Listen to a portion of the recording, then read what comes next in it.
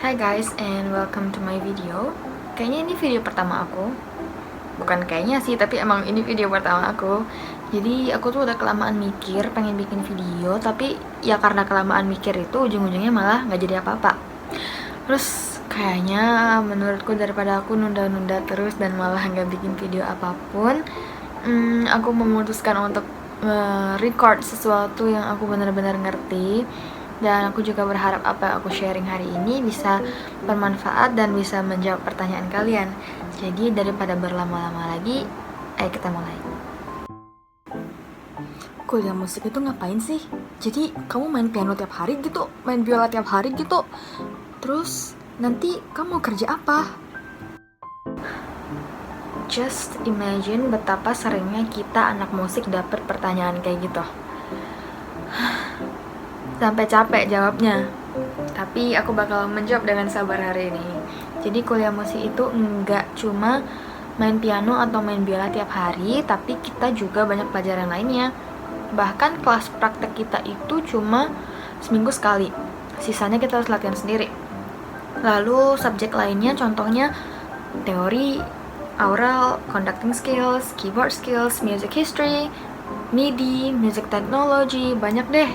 Dan jangan kalian pikir juga namanya sekolah musik nggak harus menghafal, tapi justru yang kita hafal itu banyak. Contohnya di music history atau sejarah, kita tuh harus ngafalin belasan sampai puluhan lagu, judul lengkapnya, nama komposernya, tahun lagu itu dikompos, jenis lagunya, tempo markingnya, dan lain-lain. Jadi yang kita pelajari itu nggak cuma main musik doang gitu. Dan juga kita tuh harus bikin esai atau tesis sekitar 10.000 sampai 20.000 kata, belum lagi ditambah project, latihan orkestra, latihan choir. Jadi beban kita itu bahkan double karena kita ada kelas praktek dan kelas teori. Ujian kita juga double, praktek sama teori. Jadi harap diingat, kuliah musik itu bukan kuliah yang gampang, dan kuliah musik itu bukan main piano setiap hari, oke? Oke, next. Kuliah musik itu durasinya 3 tahun buat S1, tapi kebanyakan orang ngambil foundation dulu, jadi kayak totalnya 4 tahun. Terus, untuk masuk, kita wajib banget namanya audisi.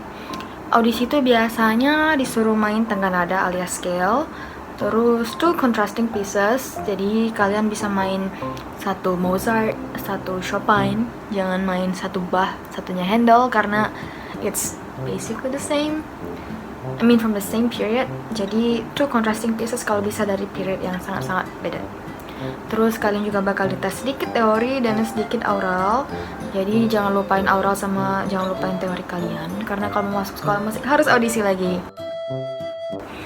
Orkestra sama choir itu wajib nggak? Jawabannya wajib. Kalau kalian majornya piano, kalian wajib choir. Kalau kalian majornya instrument, like violin or flute or clarinet or something else, kalian wajib main di orkestra. Kita latihan orkestra atau choir itu, aku nggak tahu choir karena aku anak orkestra. Tapi orkestra itu seminggu sekali latihan 3 jam. Dan jangan lupa orkestra juga ada UAS-nya, aka final exam-nya. Jadi by the end of semester kita harus ujian tertulis, ujian praktek instrumen kita sendiri, sama ujian orkestra atau choir kalian. Nambah lagi. Ujian praktek itu gimana, Ci? Ujian prakteknya itu ya kayak kalian ujian ABRSM atau ujian Trinity. Tapi bedanya adalah frekuensinya lebih sering, karena ujian juri itu 1 semester sekali, totalnya ada 6 dari juri 1 sampai graduation recital. Jadi dari juri 1 itu mungkin kalian cuma main skills yang masih gampang, terus kayak main lagunya cuma 2. Sampai nanti skills kalian udah gak jelas lagi jarinya bentuknya gimana, lagunya juga harus gimana. Sampai graduation recital kalian harus konser tunggal sekitar, kalau nggak salah 42 sampai 45 menit. Pokoknya lumayan lama deh. Solo lagi.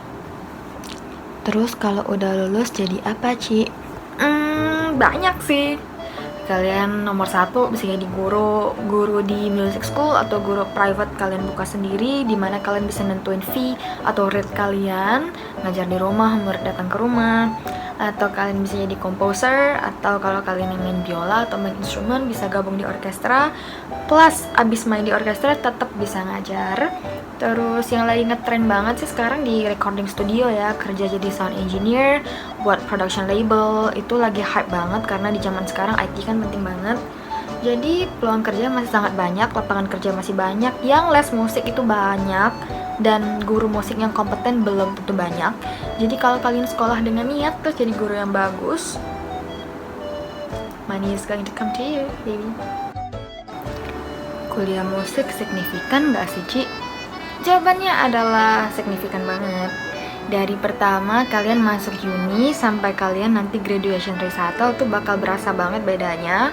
Dan gak bisa dibandingin sama yang cuma les doang. Banyak orang bilang kan, kenapa sih musik aja harus kuliah, kenapa nggak les aja gitu. Ya bisa dibilang beda, gak bisa dibandingin lah gitu ya. Kalau kalian kuliah itu kalian benar-benar berada di lingkungan yang orangnya 100% bermusik. Bahkan kalian jalan kaki pun di koridor sekolah itu kanan kiri dengarnya orang main piano, orang main biola, ngobrol sama temen tuh ngobrolin musik. Jadi itu benar-benar support kita sama musical ability kita buat lebih maju lagi. Les emang penting untuk bikin kita punya skill yang cukup untuk masuk ke uni.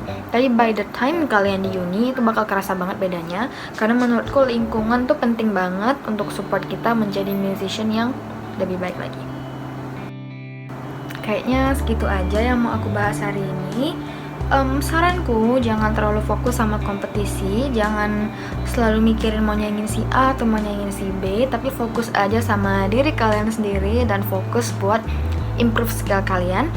Jangan lupa untuk terus percaya diri sama rajin latihan. Kayaknya itu aja untuk hari ini. Sampai ketemu lain kali.